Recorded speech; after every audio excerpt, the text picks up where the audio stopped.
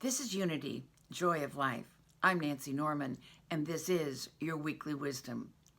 From Mark 11, verse 24, we read, "Therefore I tell you, whatever you ask for in prayer, believe that you have received it, and it will be yours."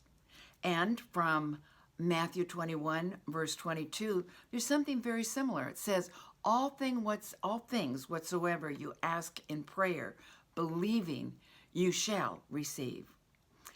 Those are powerful statements. Ask, believing, and you shall receive. It'll be yours.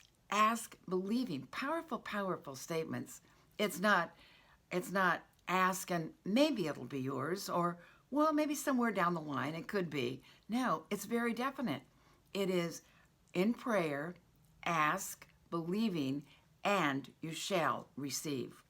As I've stated before in these series, prayer is simply a communication with God, talking with God as you would a close friend, letting God know how you feel, what's important to you. Make that conversation with God meaningful. You don't have to memorize long, complicated prayers. You don't have to dress a certain way, be in a certain place, or assume any type of position. The Bible tells us that we need to pray without ceasing. Pray without ceasing. To me, that means that I need to be in constant, conscious contact with God.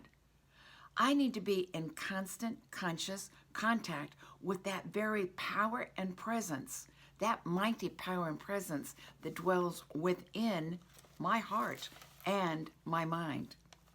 Emily Cady, in her book, Lessons in Truth, notes, one of the unerring truths in the universe is that there is already provided a lavish abundance for every human want. In other words, the supply of every good always awaits the demand. You see here, she's talking about awaiting the demand. She's talking about prayer. She goes on to say, another truth is that the demand, you need to claim, the demand must be made before the supply can come forth to fill it.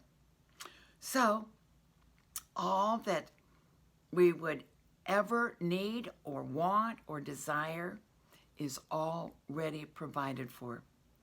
We need but ask, believing. We must make that demand upon the universe.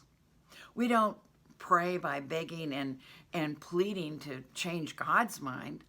We pray to expand our minds so that we can grow in consciousness to receive a larger flow of divine energy.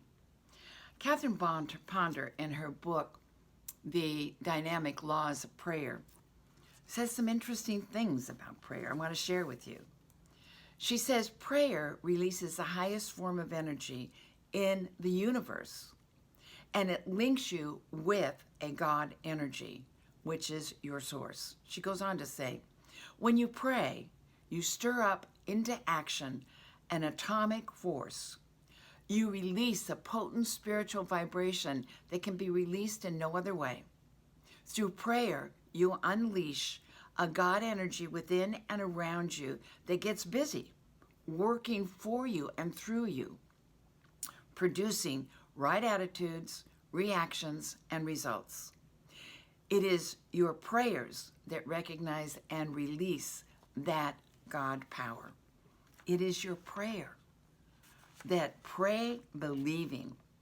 So, what we need to do this week and always, remain in constant, conscious contact with God and stir up this mighty energy by simply talking to God, and in a like a friend. Now, of course, we also know that to be in communication and to be a good communicator, it's not only about talking, it's about listening. So we have to listen to that still small voice of God. Listen. When we talk to God and when we state our need or our desire, we don't have to worry about how God is going to bring about the conditions that we so desire. We just need to state our request, believe that God is taking care of it. We just need to talk confidently, serenely, with power, with authority, and then leave the rest to Him. Pray, believing.